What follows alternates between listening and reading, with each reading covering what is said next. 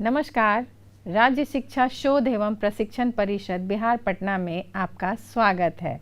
बच्चों, आज हम लोग वर्ग 4 में चल रहे हैं और हम लोग आज बहुत सारी बातें करेंगे त्योहारों के बारे में। और वर्ग 4 में पर्यावरण और हम आपकी जो पाठ्य पुस्तक है उससे पाठ को देखेंगे। तो चलिए, सबसे पहले हम लोग जानते हैं कि त्योहार क्या होते हैं। विभिन्न धर्मों से जुड़े, विभिन्न धर्मों के देवी देवताओं से जुड़े जब हम विशेष प्रकार के पूजा पाठ क्रियाकलाप करते हैं तो वो त्योहारों के नाम से जाने जाते हैं। जैसे हम दुर्गा माँ की पूजा करते हैं दशहरा में, उसके बाद होली में रंगों का त्यौहार होली, दीपों का त्यौहार दीपावली, फिर मुस्लिम संप्रदाय के लोग ईद, ईसाई संप्रदाय के लोग बड़ा दिन मनाते हैं, क्रिसमस मनाते हैं। तो इसी तरह हम पूरे देश में देखते हैं कि सभी जगह इस त्यौहार को मनाया जाता है, लेकिन कभी कभी क्षेत्र विशेष के आधार पर भी त्योहारों को मनाया जाता है।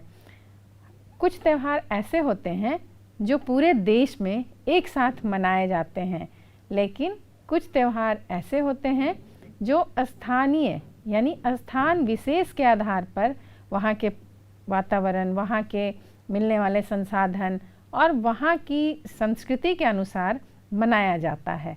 और त्यौहार में क्या होता है बच्चों?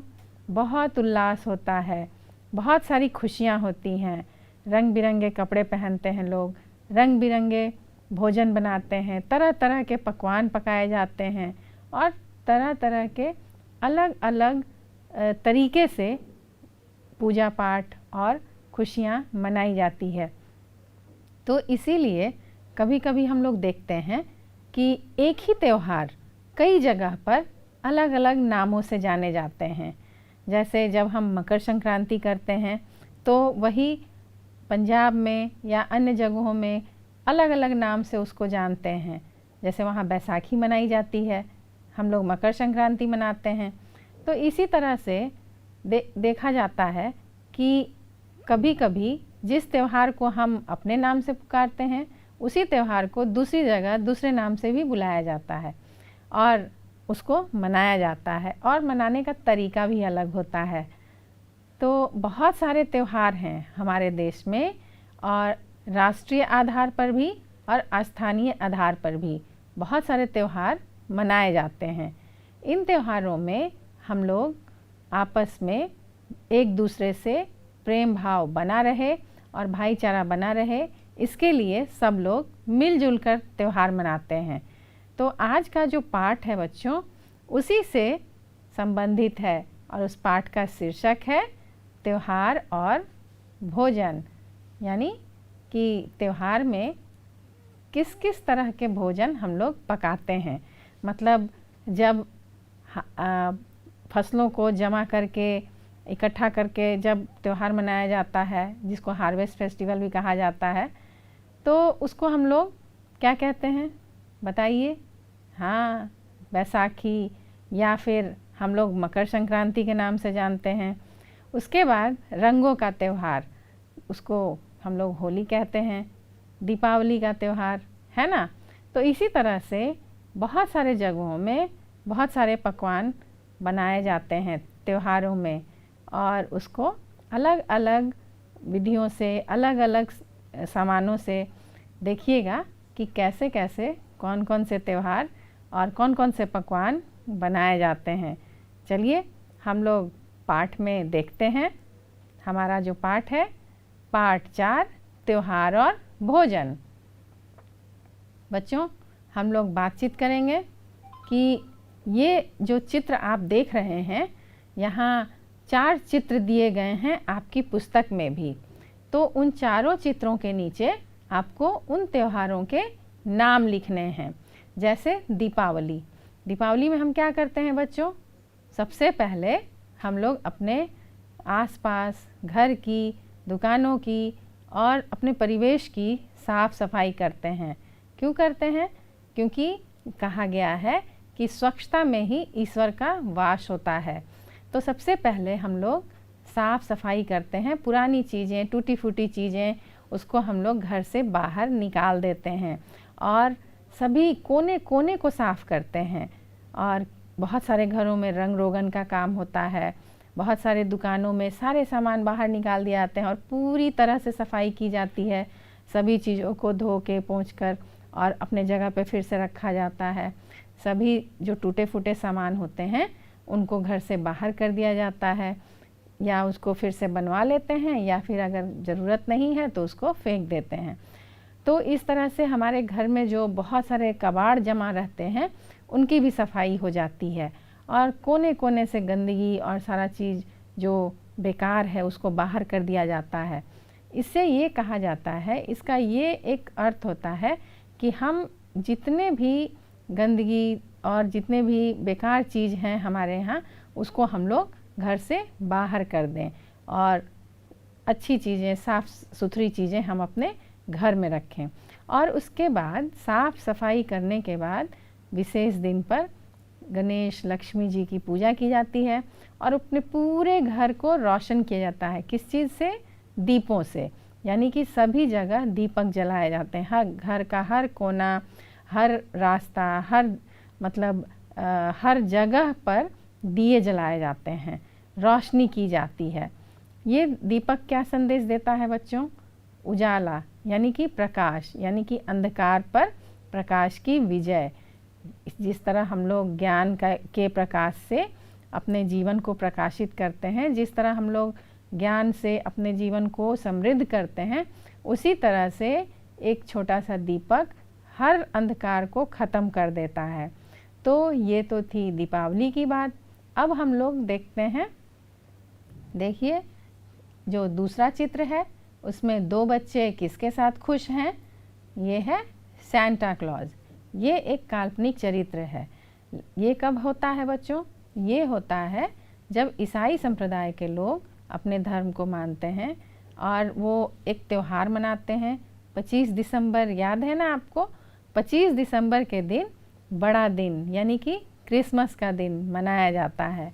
उस दिन वैसे ही सब लोग बहुत साफ़ सुथरे होकर और अपने ईश्वर को याद करते हैं और साथ में अपने घरों को सजाते हैं। उसमें आपने देखा चित्र में कि एक क्रिसमस ट्री है, यानी कि इसे समृद्धि का पेड़ भी कहा जाता है, जिसे उन लोगों ने पूरे उपहार से सजा कर रखा है और मोमबत्तियाँ जलाते हैं और सबसे विशेष खाने की चीज़, हाँ, केक खिलाते हैं सभी लोगों को। तरह तरह का वो केक बनाते हैं और सभी लोगों को खिलाते हैं, यानी कि खुशियाँ बांटते हैं। जैसे दीपावली में हम लोग मिठाई बनाते हैं, पकवान बनाते हैं, उसी तरह से ये क्रिसमस में बेकरी से बने पदार्थ, जो केक, बिस्किट, ये सारी चीज़ें बहुत तरह के वो बनाते हैं और सभी लोगों को आमंत्रित करते हैं और वो खिलाते हैं। तो ये जो ईसाई धर्म का जो ये त्यौहार है, क्रिसमस का त्यौहार, यह भी भाईचारे और प्रेम का प्रतीक है, यानी सब लोग मिलजुल कर इसे मनाते हैं। बच्चों, तीसरा जो तस्वीर है वो है ईद का। यह त्यौहार मुस्लिम संप्रदाय के लोग इस त्यौहार को मनाते हैं। इसमें ये मान्यता है कि जब चाँद आसमान पर बहुत बारीक सा एक पहला दिन का चाँद जो दिखाई देता है, तो उस दिन वो लोग ईद मनाते हैं। और उस दिन क्या बनाते हैं अपने घर में? मीठी सेवइयाँ। हाँ, उस दिन विशेष प्रकार की सेवइयाँ पकाई जाती है। ये लोग साफ़ सुथरे होकर, नए कपड़े पहनकर मस्जिद में नमाज अदा करने जाते हैं और उसके बाद एक दूसरे से गले मिलते हैं, चाहे वो किसी भी धर्म के हों, किसी भी जाति के हों, सभी से गले मिलते हैं और मुंह मीठा करवाते हैं। किस चीज़ से? सेवइयों से, यानी कि सेवई बनाते हैं, खिलाते हैं। तो बच्चों, आपने देखा कि हर त्यौहार में एक विशेष प्रकार के भोजन से उस त्यौहार को मनाया जा रहा है। चौथा जो तस्वीर है वह है होली का। तो बच्चों, होली पता है ना क्या होता है? सबको पता है, हाँ, रंगों का त्यौहार। रंग, बहुत सारे रंग, लाल, पीला, हरा, नारंगी, काला उजला, है ना, एक दूसरे को आप रंग डालने में मगन रहते हैं। और तब तक माता जी रसोई में क्या करती हैं, बहुत सारे पकवान बनाती हैं, पुआ पूड़ी, है ना, और बहुत बहुत लजीज, बहुत सारी मिठाइयाँ, बहुत तरह की सब्जियाँ, है ना। तो होली में क्या होता है बच्चों, हमारे घर लोग आते हैं, गाल पे रंग गुलाल लगाते हैं और एक दूसरे को हम लोग भोजन खिलाते हैं। तरह तरह के पकवान, मेरे यहाँ ये बना, आपके यहाँ क्या बना, ये है ना, दही बड़े। तो होली के दिन भी हम लोग एक दूसरे से मिलते हैं और एक दूसरे से मिलकर प्रेम भाव और पुराने बैर दूर करके, सभी लोगों को रंगों से सराबोर करके, पिछला जितना भी एक दूसरे से जो गिले शिकवे थे उन सभी चीज़ों को भुलाकर क्या होता है, सब लोग गले मिलते हैं, रंग लगाते हैं और एक दूसरे के घर जाते हैं, पकवान बनाते हैं, खिलाते हैं, है ना। तो एक दूसरे के घर जाकर पकवान खाते हैं और खिलाते हैं। बच्चों, हम लोगों ने ये तो अभी सिर्फ 4 ही त्यौहार देखे, लेकिन हमारे देश में बहुत तरह के त्यौहार मनाए जाते हैं और उन त्योहारों में जो विशेष हैं, जैसे कुछ राष्ट्रीय त्यौहार भी होते हैं, जैसे 15 अगस्त, 26 जनवरी, है ना, 2 अक्टूबर, और जो हमारे पूरे राष्ट्र में एक साथ एक ही तारीख को मनाई जाती है, तो उसे हम लोग राष्ट्रीय त्यौहार कहते हैं। अच्छा, अब इन त्योहारों के अलावा भी बहुत सारे क्षेत्रीय पर्व और त्यौहार होते हैं, जैसा कि हमने अभी बात की और हमने आप लोगों को बताया कि विशेष क्षेत्र के आधार पर, जैसे हमारे बिहार में, पंजाब में, बंगाल में, राजस्थान में, सभी जगह स्थान विशेष के आधार पर अलग अलग त्यौहार मनाए जाते हैं। जैसे राजस्थान अगर आप जाएं तो वहाँ गणगौर मनाया जाता है, पंजाब जाएं तो वहाँ बैसाखी और इसका त्यौहार बड़े धूमधाम से मनाया जाता है। उसी तरह बिहार में हम लोग छठ पर्व बहुत धूमधाम से मनाते हैं। तो इस तरह से जब आप केरल जाएंगे तो पोंगल, बिहू, ये सब त्यौहार मनाए जाते हैं जिनको लोग मिलजुल कर मनाते हैं। और यहाँ क्या होता है कि हम लोग उस त्यौहार को के दिन विशेष प्रकार की पूजा पाठ और पकवान बनाए जाते हैं। चलिए देखते हैं कौन कौन से त्यौहार को हम लोग स्थानीय स्तर पर मनाते हैं। आप देखिए यहाँ जो त्योहारों का नाम लिखा है, क्या वो यहाँ मनाया जाता है आपके यहाँ? तो दुर्गा पूजा, सरस्वती पूजा, छठ, रक्षाबंधन, स्वतंत्रता दिवस, गणतंत्र दिवस, मकर संक्रांति, शिवरात्रि और गणेश चतुर्थी। तो ये करीब करीब सभी त्यौहार ज़रूर आपके यहाँ मनाए जाते हैं। जैसे गणेश चतुर्थी महाराष्ट्र का बहुत विशेष पर्व है और वहाँ बहुत धूमधाम से और बहुत बड़े स्तर पर मनाया जाता है। जिस तरह बंगाल में दुर्गा पूजा बहुत बड़े स्तर पर, भव्य स्तर पर मनाया जाता है, उसी तरह महाराष्ट्र में गणेश चतुर्थी बहुत बड़े पैमाने पर मनाई जाती है। बड़े बड़े मूर्ति बनाई जाती है गणेश जी की, है ना, और लोग बहुत धूमधाम से मिलजुल कर इस त्यौहार को मनाते हैं। तो त्यौहार मनाने का मुख्य उद्देश्य यही होता है बच्चों कि सब लोग अपने पुराने द्वेष और दुश्मनी, अपने पुरानी गिले शिकवे भूल कर मिलजुल कर उस त्यौहार को मनाएं। बच्चों, आगे हम लोग देखते हैं आपको कौन सा त्यौहार सबसे ज़्यादा अच्छा लगता है और उस दिन घर में कौन कौन पकवान बनाए जाते हैं। बच्चों, आप बताइए कि आपको दशहरा पसंद है, दीपावली पसंद है या होली पसंद है, क्या पसंद है? और आपको तो याद ही होगा कि उस दिन माताजी घर पे क्या बनाती हैं। तो आपको अपनी पुस्तिका में लिखना है कि आपको कौन सा त्यौहार पसंद है और उस दिन क्या बनता है। अच्छा बच्चों, अब आप ये बताइए कि यहाँ जिन पकवानों के नाम दिए गए हैं वो पकवान किस त्यौहार पर बनाए और खाए जाते हैं। जैसे पुआ, हमने अभी बात की, होली में पुआ पूड़ी ढेर सारी मिठाइयाँ, सब्जियाँ बनाई जाती हैं ना। हाँ, तो पुआ होली में बनाई जाती है। उसके बाद एक स्थानीय विशेष प्रकार का जो त्यौहार हम लोग मनाते हैं, उसमें सत्तू खाते हैं। बताइए कौन सा है वो त्यौहार? सत्तू और कच्चे आम की चटनी खाई जाती है। मेष संक्रांति है ना, क्योंकि इस समय क्या होता है, बहुत ज़्यादा गर्मी पड़ती है और पेट को गर्मी से परेशानियां होने लगती हैं। तो ये जो सत्तू जो खाया जाता है बच्चों, वो पेट को ठंडा रखने के लिए। अब देखिए, हमारे देश में दो तरह की संक्रांति होती है, एक मकर संक्रांति और दूसरी मेष संक्रांति। तो मकर संक्रांति के दिन हम लोग क्या खाते हैं? चूड़ा, दही, तिलकुट, है ना। और मेष संक्रांति के दिन हम लोग सत्तू खाते हैं, क्योंकि उस समय बहुत ज़्यादा गर्मी पड़ती है और गर्मी से हम बचने के लिए, हमारे पेट को ठीक ठाक रखने के लिए सत्तू जो होता है चने का बना होता है और वो हमारे पेट को ठंडा रखता है। तो उस समय ये सत्तू खाने का प्रचलन है। और मैंने बताया कि मकर संक्रांति, उस समय हम लोग क्या खाते हैं? दही, चूड़ा, है ना। तो फिर आ गई खाने की बात, यानी कि भोजन की बात। जिस भी त्यौहार में हम लोग त्यौहार को मनाते हैं, उसमें विशेष प्रकार का भोजन बनाते हैं। आगे देखिए, दीपावली, है ना। दीपावली में क्या होता है बच्चों? लड्डू और धान का लावा। तो मुझे पूछना था कि लड्डू और धान का लावा कब खाते हैं? वो दीपावली में, है ना। बहुत सारी मिठाइयाँ बनाई जाती हैं और दिए जलाए जाते हैं, और पकवान में लड्डू सबसे ज़्यादा उस दिन बनाया और खाया जाता है। तो उसके बाद है बच्चों दही, चूड़ा, तिलकुट, खिचड़ी, जो हमने अभी बात की कि कब होता है। एक तो मेष संक्रांति और दूसरा मकर संक्रांति।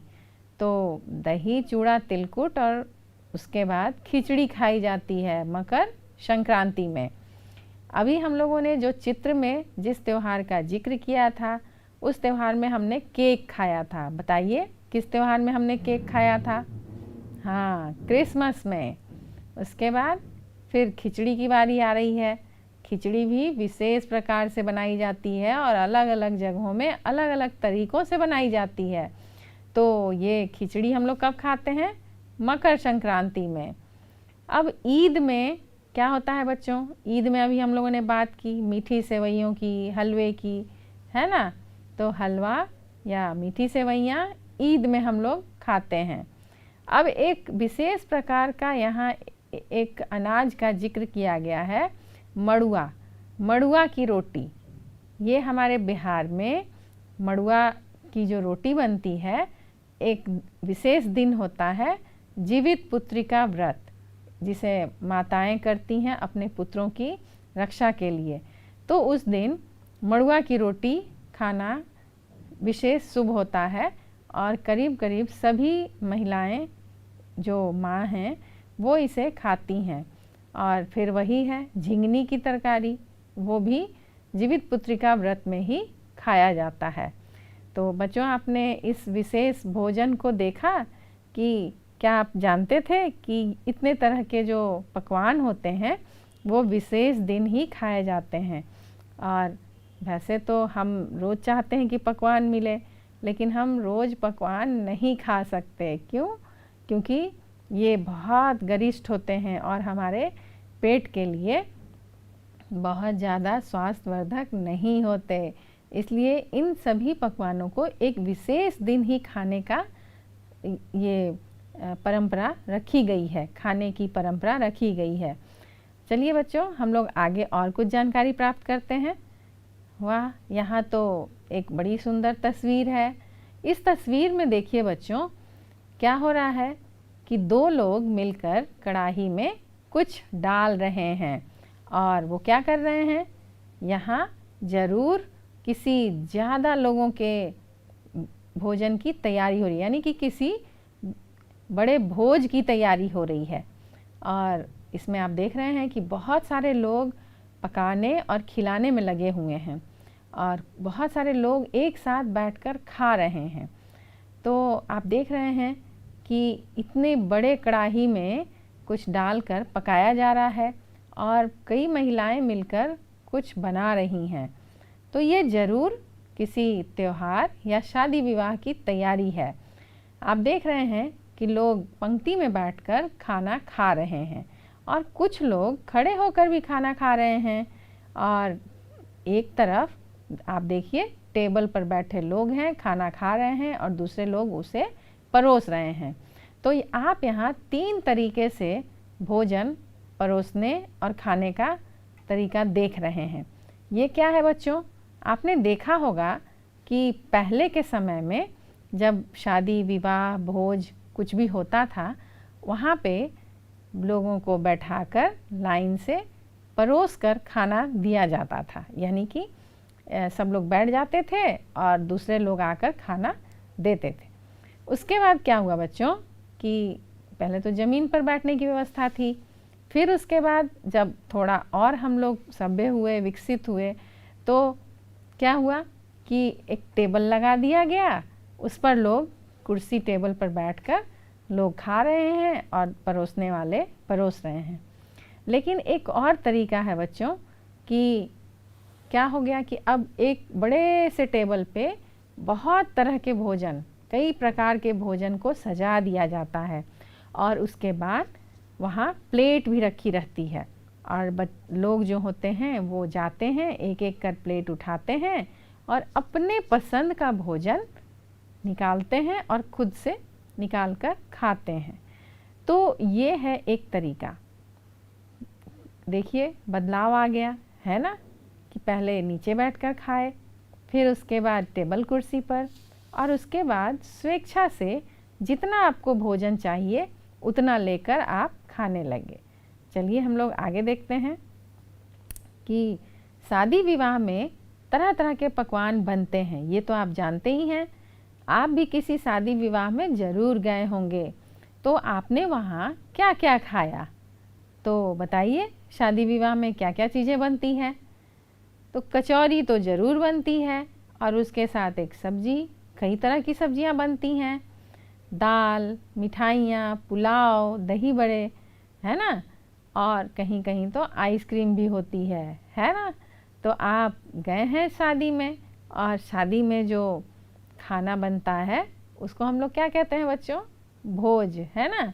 बहुत सारे लोग जब एक साथ खाते हैं उसको हम लोग भोज कहते हैं। तो शादी में कितनी सारी चीज़ें बनी थी, उन सभी का नाम याद कीजिए, क्योंकि हम लोग तो यहाँ तरह तरह के भोजन की बात कर रहे हैं, है कि नहीं। चलिए आगे देखते हैं कि इतने लोगों को भोजन एक साथ कैसे खिलाया जाता है। जैसा कि हम लोगों ने चित्र में भी देखा था कि पंक्ति में बैठाकर और टेबल पर सजाकर, या फिर बुफे सिस्टम, जो मैंने कहा कि पूरे टेबल पर खाना लगा दिया जाता है और लोग उसमें से लेकर खाते हैं। तो पंक्ति में बैठाकर खिलाने की परंपरा पुरानी है। अब बुफे का चलन बढ़ गया है। बुफे में कतार से टेबल लगाकर उस पर टेबल क्लॉथ बिछा देते हैं और भोजन के सामान करीने से सजा देते हैं और आमंत्रित लोग प्लेट लेकर स्वयं अपनी इच्छा के अनुकूल पकवान निकालते हैं और खड़े खड़े ही खा लेते हैं। लेकिन कहीं कहीं कुर्सियाँ भी लगी रहती हैं जिस पर लोग बैठकर भी खाते हैं। तो ऐसा नहीं है कि सिर्फ खड़े होकर खाना है, बैठकर भी आप खा सकते हैं। तो ये हम लोगों ने चित्र में भी देखा और अभी हमने जाना कि 3 तरीके भोजन खिलाने के हो सकते हैं। जब बहुत ज़्यादा लोग हों तो इन तरीक़ों से आप भोजन खिला सकते हैं। तो ये तो थे भोजन खिलाने का तरीका। आगे देखिए, अब क्या होता है बच्चों कि डेली प्रतिदिन माताजी, फूआ जी या और भी जितने भी घर के सदस्य होते हैं मिलजुल कर खाना बनाते हैं। लेकिन जब शादी विवाह या भोज होता है तो वो तो बहुत सारे लोगों का खाना बनाना पड़ता है। तो ये कौन बनाता है?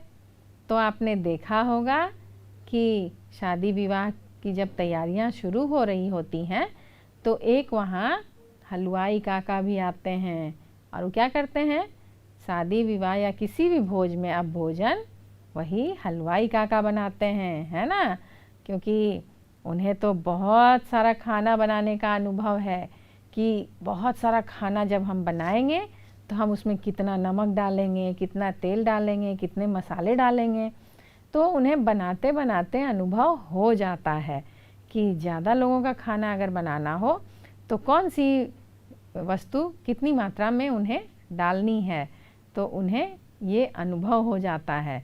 इसलिए उन्हें बुलाया जाता है ताकि वो शादी विवाह में बहुत सारे लोगों का या त्योहारों में बहुत सारे लोगों का खाना बना सकें।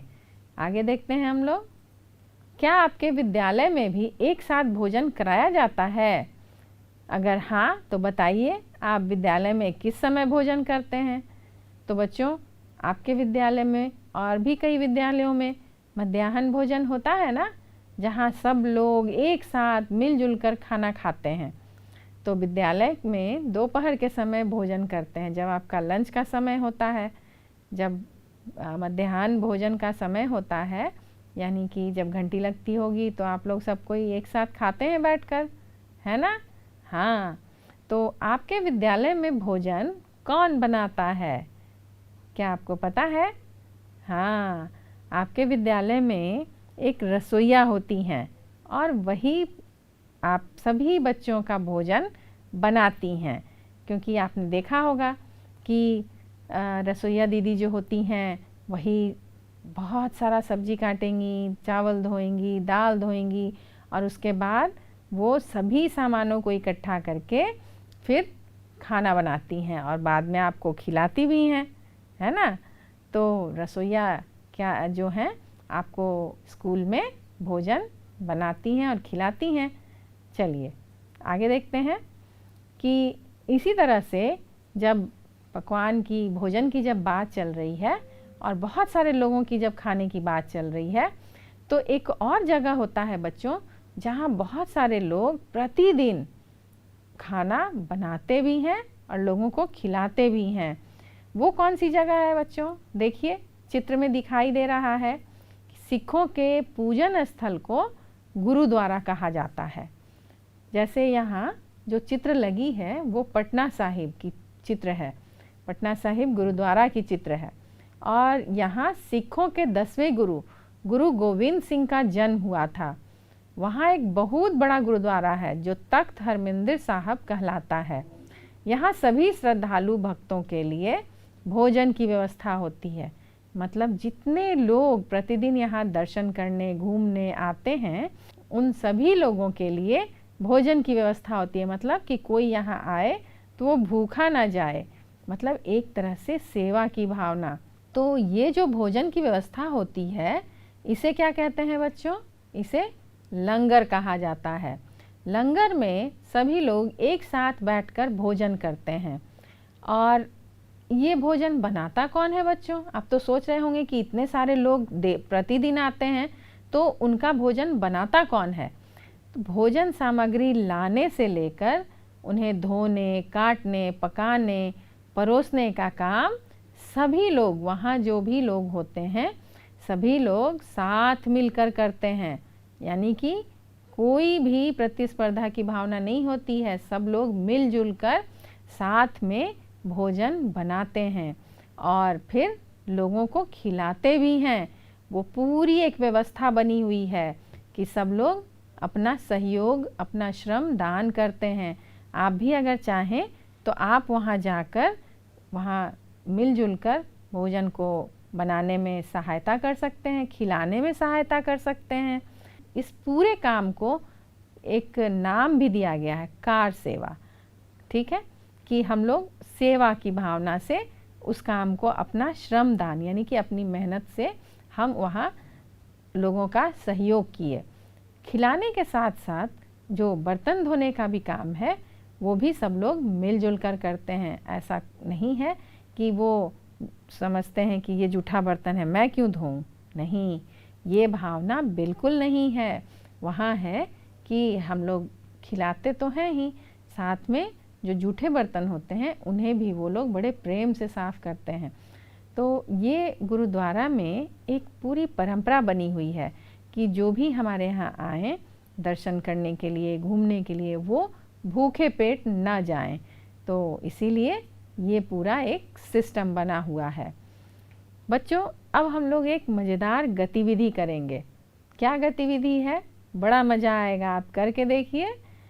जीभ को दांत से सटाकर रसगुल्ला बोलिए। देखिए क्या आप बोल पाते हैं? क्योंकि हमारे मुंह में जो जीभ है उसका बड़ा ज़रूरी काम होता है हमारे बोलने में और शब्दों को सही उच्चारण करने में। तो क्या आप रसगुल्ला बोल पा रहे हैं? जीभ को दांत से सटाइए और बोलिए, देखिए क्या होता है। मैं भी करती हूँ, देखिए। नहीं, जब तक हम जीभ को घुमाएंगे नहीं रसगुल्ला नहीं बोल पाएंगे। इसलिए आप करिए और देखिए आप बोल पाते हैं या नहीं। तो रसगुल्ला देखकर आपके मुंह में तो पानी आ ही गया होगा। बच्चों, आज हम लोगों ने बहुत सारी बातें की त्योहारों के बारे में, त्योहारों में बनने वाले पकवानों के बारे में और अलग अलग जगह के अलग अलग स्वाद के बारे में, और बहुत सारे जगहों में बहुत तरह के अनाज और उनसे बनने वाले पकवानों के बारे में। तो बच्चों, आज के लिए इतना ही। फिर हम लोग अगली क्लास में फिर मिलेंगे और तब तक के लिए खुश रहिए और पकवान बनवाते रहिए और खाते रहिए। चलिए, तब तक के लिए नमस्कार।